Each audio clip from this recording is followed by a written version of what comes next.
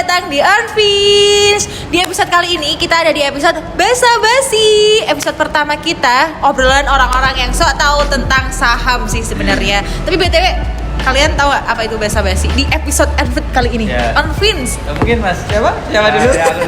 Mas Teo.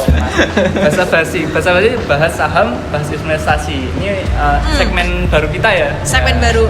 Jadi di sini kita itu kayak sebuah tongkrongan yang membahas mengenai saham dan juga investasi. Jadi nanti nggak hanya mengenai saham, tapi juga ada reksadana, emas, ada investasi lainnya lah ya, properti dan yang lain-lain. Seputaran investasi lah. Kita bahas santuy dengan kemasan santuy kayak gitu ya. Kemasan santuy, jadi bebas sih. Tongkrongan gitu ya. Santuy. Nah, kalau ngobrolin tentang saham nih, kita kan kali ini mau ngobrolin tentang saham. Tapi tahu nggak sih saham itu apa? Ya. Jangan-jangan ngobrolin saham nggak tahu saham. Udah beli saham tapi nggak tahu saham. Wah. Iya, jangan-jangan gitu. Ya. Kita sok-sokan ngobrolin saham tapi nggak tahu definisi saham. Kadang memang sih saham, dari pengertian saham itu sulit untuk diartikan. Sulit meskipun didefinisikan. simple tapi ya sulit didefinisikan. Banyak orang yang udah tahu saham, tapi sebenarnya nggak tahu pengertiannya. Kalau ikut-ikutan ya. Ikut-ikutan. Kalau menurut Rian? Kalau menurut aku sih saham itu sebagai bukti kepemilikan suatu perusahaan. Semisal contohnya kalau kita beli satu lot perusahaan Bank BCA, nah kita itu udah jadi pemilik dari itu Bank BCA itu. Bank BCA tersebut. Walaupun nilainya itu cuma 0,00000 sekian persen. Ya. Itu berapa itu? Tapi kita udah jadi pemilik, kan udah mantap kan? Keren ya. Meskipun 0,001% kita bisa memiliki hak dari perusahaan tersebut. Kita bisa ikut RUPS kayak gitu ya Mas. Kita bisa memiliki hak mendapatkan dividen meskipun hanya 0,00001%. Itu kalau 0,001% itu berarti satu slot ya hitungannya. Ya kalaupun punya satu lot. Satu lot. Ya, satu minimal lot ya. belinya satu lot. Iya, satu lot itu kalau sekarang kayaknya ada perubahan ya sih? Belum ya? Belum ada. Sekarang satu lot itu masih 100 lembar. Masih 100 lembar. Enak banget ya saham. Tapi kalau ngomongin saham tuh bentuknya saham tuh gimana? Kan kita ngobrolin di satu lot nih. Iya. Nah, itu tuh bentuknya saham gimana? Kalau dulu itu kan bentuknya ya mungkin bisa kayak surat gitu. Skrip. Skrip. Kalau sekarang sih karena mungkin biar lebih hemat kertas itu kan biar nggak boros-boros. Nah, sekarang dalam bentuk digital itu dalam bentuk portofolio. Jadi kayak e-book gitu ya kalau zaman sekarang gitu. Kayak buku elektronik gitu. Ya. Bentuknya lebih paperless elektronik gitu. Paperless elektronik. Tapi hitungannya maksudnya kalau satu lot itu 100 lembar, itu berarti kertasnya ada 100 lembar atau cukup satu terus ada tulisan satu lot gitu. Kalau di portofolio itu tertera cuman ya satu lot lembar saham, satu lot saham apa gitu. Satu lot saham apa gitu. Karena emang harus belinya itu satu lot.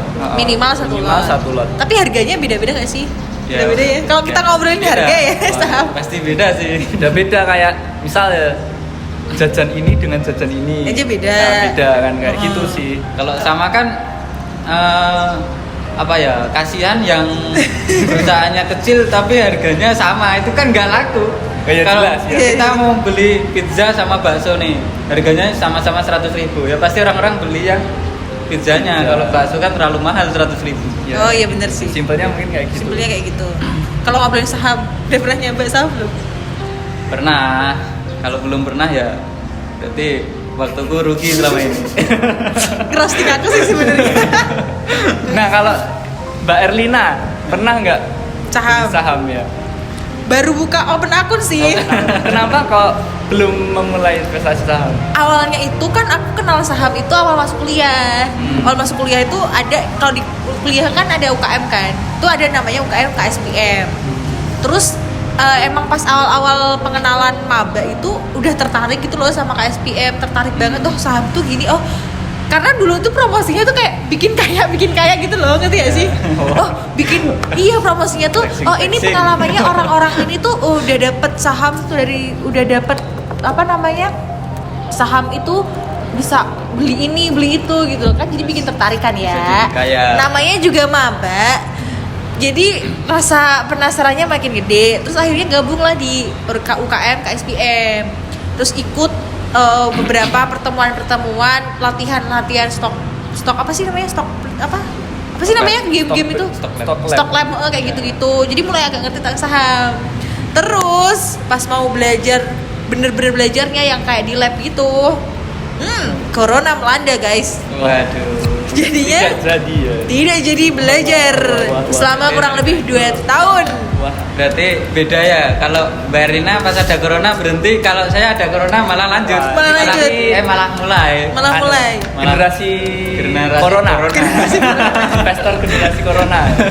Iya, karena mungkin beda ya orang-orangnya itu. Kadang ada orang-orang tuh yang begitu harus tahu resikonya dulu, harus tahu seluk-beluknya dulu, baru berani mulai. Tapi ada orang-orang yang ya udahlah sambil belajar, Nah, mulai aja dulu gitu loh. Karena kan prioritasnya orang beda-beda gak sih? ya. Iya kan, maksudnya nggak tahu ya. Maksudnya kalau aku tuh emang jujur aja masih takut sih kalau untuk saham gitu. Takut. Yang ditakutin apa? Takutnya kalau sebenarnya saham itu, karena kalau orang-orang bilang saham tuh susah analisis apa gitu loh, harus ada analisis fundamental.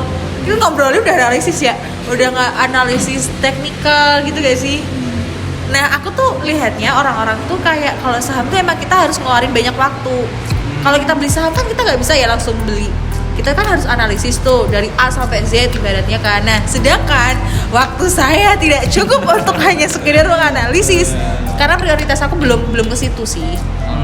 Gitu. Karena kalau aku pribadi, aku memang punya prinsip tuh, bukan prinsip ya, sosokan aja sih, maksudnya pengen nyoba saham kalau aku udah punya passive income. Oke. Nah sedangkan aku tuh belum punya passive income aja belum banyak gitu loh, baru-baru banyak passive income. Maksudnya udah ada apa ya, income nih, kita udah ada uang lain gitu loh yang nggak buat kebutuhan, ibaratnya tabungan gitu loh, barulah aku pengen coba saham.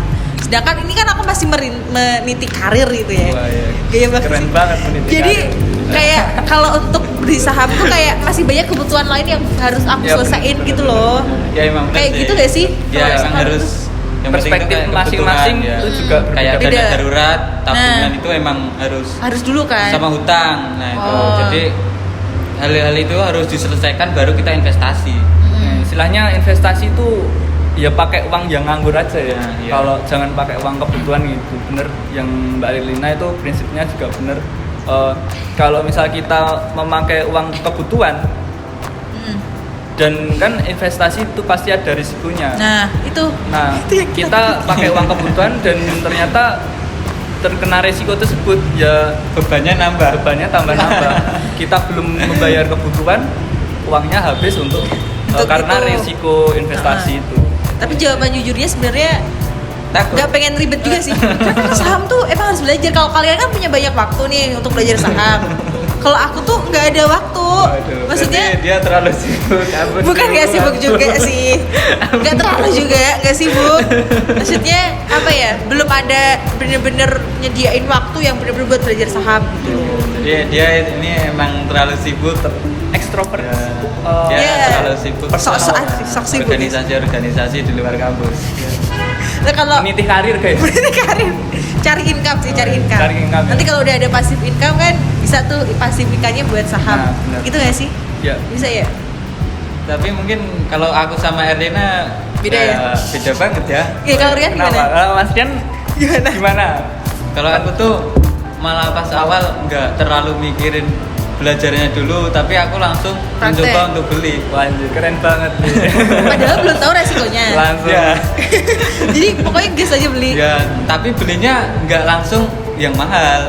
Oh. Jadi belinya yang saham yang apa ya, yang bagus, cuman belum Santuy. terlalu mahal gitu loh. Hmm. Jadi nggak, kalau BCA kan udah mahal, nanti kan kita takut nih. Kalau kemarin pengalamanku itu aku belinya di saham Sido Muncul. Ya, pertama kali nyoba Ya, saham. Itu aku tanpa tahu resikonya dulu. Ya mungkin tahu, cuman nggak Yang mendalam nah, gitu ya. nggak mendalam. Terus analisis teknikalnya pun ya juga nggak pakai sih itu, karena pas itu kan Sido Muncul masih tahap uptrend ya itu.